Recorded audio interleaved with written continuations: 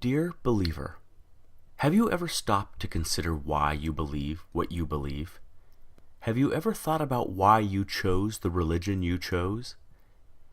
Why do you believe in Jesus Christ as the only means to eternal salvation, and not in karma or reincarnation? Why do you believe that Allah is the one true God and Muhammad is his prophet, and not in the Four Noble Truths of the Buddha? Why do you hold to the Torah as the only revealed word of God, and not the Bhagavad Gita? Dear believer, do you ever wonder why your heaven resembles a utopian earth, and is composed of the same base elements found right here on this planet? Do you ever wonder why your deity governs within a power structure that resembles that of the specific time and place in which your holy text was written? Do you ever wonder why your God looks just like you, or the animals with whom you share the planet? Dear believer, is the faith you practice the dominant one within your culture? Do you not find it at least a little suspicious that the overwhelming majority of all religious believers adopt the religion of the society into which they were born, yet remain convinced they've lucked out or been divinely admitted into the one true faith? Does it not make you at least somewhat apprehensive that almost every person of faith chooses belief not because of its virtues, supporting evidence, moral codes, or expression of worship, but rather because it was what they were born into? Why, out of the abundance of faith choices available, does almost every believer on the planet choose the faith that's within arm's reach? Are you a Christian because you were born in America or Europe? A Muslim because you were born in Saudi Arabia or Indonesia? A Buddhist because you were born in Japan or China? A Hindu because you were born in India?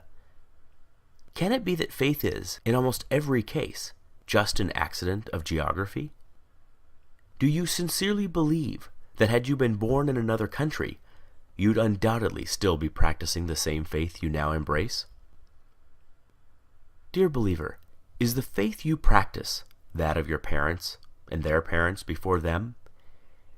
Is it the first to which you were exposed? Did you know that nearly all religious devotees end up believing what they were taught to believe by their parents? Why is it that we scoff at the idea of labeling a young person a Republican child, or a Marxist child, or a Keynesian child, understanding he or she lacks the intellectual discrimination, life experience, and wisdom to make such a complicated and nuanced decision? But we do not raise so much as an eyebrow when a youngster is referred to as a Christian child, surely a choice no less complex. Could it be that there's no such thing as a Muslim child, just a child of Muslim parents? Dear believer, you are supremely confident in your faith. You know it is the right one and all others are wrong.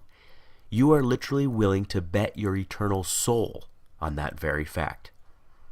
And yet, have you ever stopped to consider that there are 24 major religions and literally thousands of different faiths practiced on this planet? Did you know that within Christianity alone, there are more than 45,000 different denominations, each claiming to understand ultimate truth better than all the others? Do you realize that each member of every faith practiced is just as devout, just as sincere, and their conviction every bit as sure as yours? Did you know they too read infallible holy texts, have airtight apologetics, have experienced miracles, feel God's presence, sense his still small voice, obediently follow his perfect will for their lives, love him indescribably, and can defend their belief with the same fervency as you do yours? And yet, since every religion is mutually exclusive and contradicts the others in matters both large and small, they cannot all be right. Right? You know, you just know, your faith is the exception. And yet, if every member of every faith feels just as you do, what are the odds you're right? Dear believer, I've often been told that my unbelief is a guarantee of missing out on heaven and ending up in hell. But whose heaven? Whose hell? I've often been told that I should, just to be safe, accept God. After all, what have I got to lose? But who's God? Given so many options, aren't I more likely to choose incorrectly? Might not I be better off wagering on no God rather than on the wrong God? You put it to me, what if you're wrong? But what if you're wrong? What if, rather than Jehovah, Allah is the one true God, or Shiva, or Wu-Tan, or some god on the other side of the planet you've never even heard of yet? The truth is, you already know what it's like to be an atheist in regards to every other faith but your own. It's clear to you that adherents to other faiths are mistaken, deluded, or deceived, but they think the same of you. The way you view them is exactly the way they view you. Every devout Hindu has embraced his faith for the exact same reasons you have embraced yours. Yet you do not find his reasons compelling, nor do you lose sleep at night, fearing that if you die, you'll wake up in his hell. Given this, is it so hard to see why some of us just take our atheism one God further? Dear believer, I wonder if religions aren't just ancient constructs in which early humans attempted to both explain and control the chaotic world around them. Though irrational in content, their emergence certainly isn't. We do not blame our ancestors for inventing religion. There is no shame whatsoever in stumbling when you are blind, or failing to properly construct a puzzle in the dark. But we no longer live in the dark.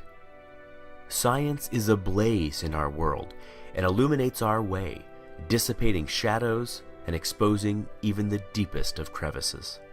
We no longer live in the cave. We have crossed the valley, scaled the mountains, and have begun to make out the magnificent vista on the other side. We no longer require comforting stories to make us feel safe or valued. Is it not time that our beliefs match our discoveries? Is it not time that our ideas reflect our new perspective? There is equal, if not greater awe in reality than there is in fantasy.